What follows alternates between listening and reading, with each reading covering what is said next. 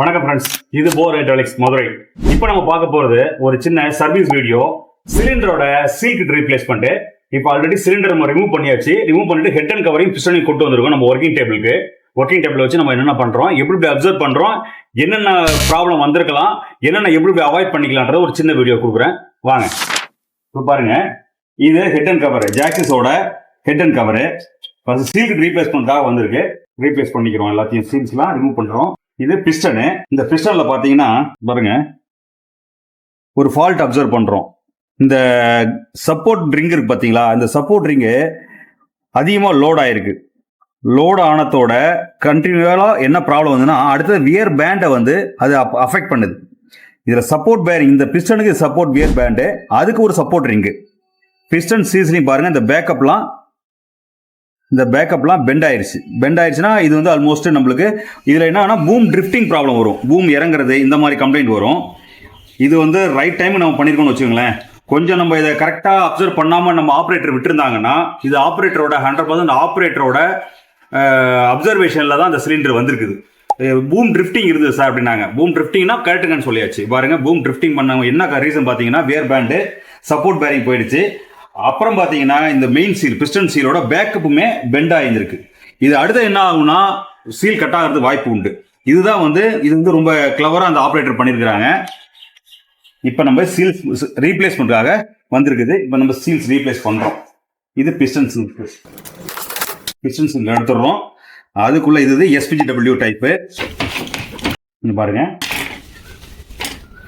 இதுலேயுமே உங்களுக்கு சின்ன சின்ன ஓன் அவுட் நம்மளுக்கு வீடியோவில் கரெக்டாக அப்சர்வ் பண்ண முடியல. இருந்தாலும் சின்ன சின்ன ஸ்பாட்ஸ் ஃபார்ம் ஆயிருக்கு. அப்படி ஆகினா உங்களுக்கு சீல் கிட்டு ரீப்ளேஸ் பண்ண வேண்டிய டைம் வந்துருச்சுன்னு அர்த்தம். இப்போ நம்ம இதையும் மாற்ற போகிறோம், இதையும் எடுக்க போகிறோம். பெரும்பாலான ஆப்ரேட்டர்ஸ் பார்த்தீங்கன்னா கரெக்டாக அதை அப்சர்வ் பண்ணிடுறாங்க. அப்சர்வ் பண்ணி எங்களுக்கு சொல்லிடுறாங்க.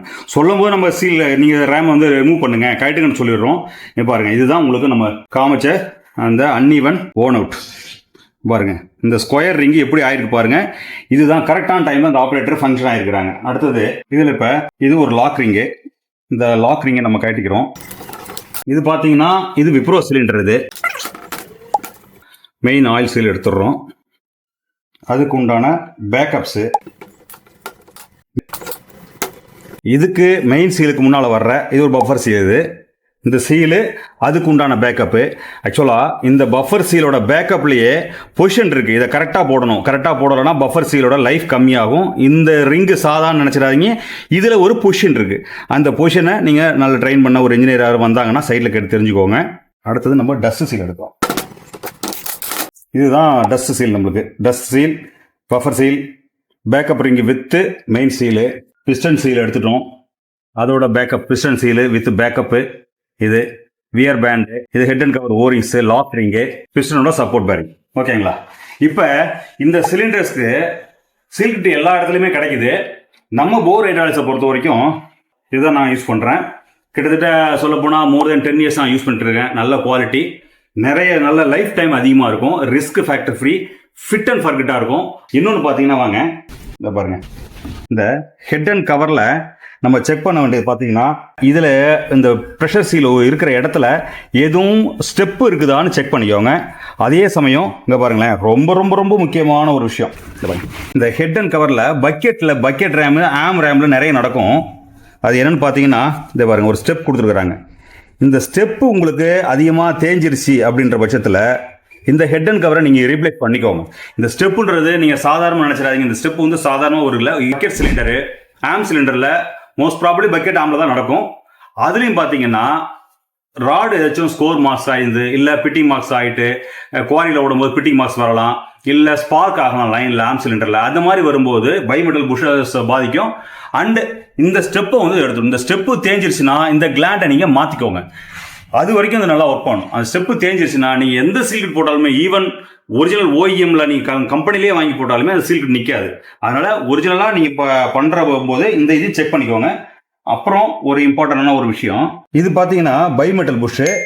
இட் மீன்ஸ் இது பைமெட்டலால் மேனுஃபேக்சர் பண்ணது. இதில் ஒரு கோட்டிங் கொடுக்குறாங்க, இந்த டெஃப்லான் கோட்டிங் கொடுப்பாங்க. இதில் பார்த்தீங்கன்னா இந்த பைமெட்டலில் புஷ்ஷில் இந்த லேயர் தான் ரொம்ப முக்கியமானது. இந்த லேயர் உறிஞ்சிருச்சு இல்லை லைட்டாக பீல் ஆகுதுன்னா வேற ஒண்ணுமே இல்லை, நீங்க ரீப்ளேஸ்மெண்ட் தான். அது இப்படியே போடுவோம் அப்படிலாம் போடக்கூடாது. இந்த சிலிண்டர் சீல் கிட்ஸு, ரீப்ளேஸ்மெண்ட்ஸு, அதை பற்றின ஒரு டயக்னாஸ்டிக்ஸ் எல்லாத்தையும் இப்போ நம்ம பார்த்தோம். மோர் தென் தட் பார்த்தீங்கன்னா ரொம்ப இம்பார்ட்டன்ட் ஒன், சைட்டில் மெஷினில் பூம், ஆம், பக்கெட்டு இதில் எதுலையுமே 3 பார்ட்லையுமே வந்து ட்ரிஃப்டிங் இறங்குது. பூம் இறங்குது, பக்கெட் க்ளோஸ் ஆகுது. இந்த மாதிரி ட்ரிஃப்டிங் கம்ப்ளைண்ட் வந்துச்சுன்னா அதை வந்து இக்னோர் பண்ண வேண்டாம், அலட்சியப்படுத்த வேண்டாம். இமிடியேட்டா அது சர்வீஸ்க்கு உண்டான அரேஞ்ச்மெண்ட்ஸ் பண்ணுங்க. இல்லை எங்களை கூட கூப்பிடுங்க, போர் ஹைட்ராலிக்ஸ்ல வந்து நாங்கள் இன்ஸ்பெக்ஷன் கொடுக்குறோம். ஆஃப்டர் தட் நீங்கள் சிலிண்டரை ரிமூவ் பண்ணிட்டு சீல் கிட் மாற்றணும்னா அதை மாற்றிக்கோங்க.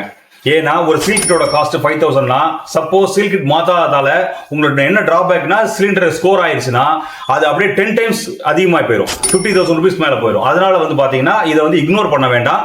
அதே சமயம் போர் ஹைட்ராலிக்ஸை பொறுத்த வரைக்கும் நாங்கள் 2 types ஆஃப் கிட்ஸ் யூஸ் பண்ணுறோம். ஒன்று ப்ரீமியம் குவாலிட்டி இம்போர்ட்டட் ஒன்று, second one is Wipro. Wipro parts எல்லாமே நம்மகிட்ட அவைலபிலிட்டி இருக்கு. Wipro seal kits, rods, barrels, lock nuts, glands, head and covers எல்லாமே அவைலபிள். இதனை பற்றின வீடியோ வந்து இன்னொரு வீடியோ நான் கொடுக்குறேன் உங்களுக்கு தெளிவா. உங்களுக்கு எந்த அக்ரிகேட்ஸ் வேணாலும் போர் ஹைட்ராலிக்ஸை கான்டாக்ட் பண்ணுங்க. குவாலிட்டியான சர்வீஸ் கொடுக்குறோம், குவாலிட்டியான பார்ட்ஸ் கொடுக்குறோம். அதே சமயம் உங்களை சேவ் பண்றோம், சஜஷன் கொடுக்குறோம். தேங்க்யூ ஃபார் வாட்சிங். இந்த மாதிரி வீடியோக்கள் உங்களுக்கு வேணும்னா நீங்க சேனலை சப்ஸ்கிரைப் பண்ணிக்கோங்க. தேங்க்யூ.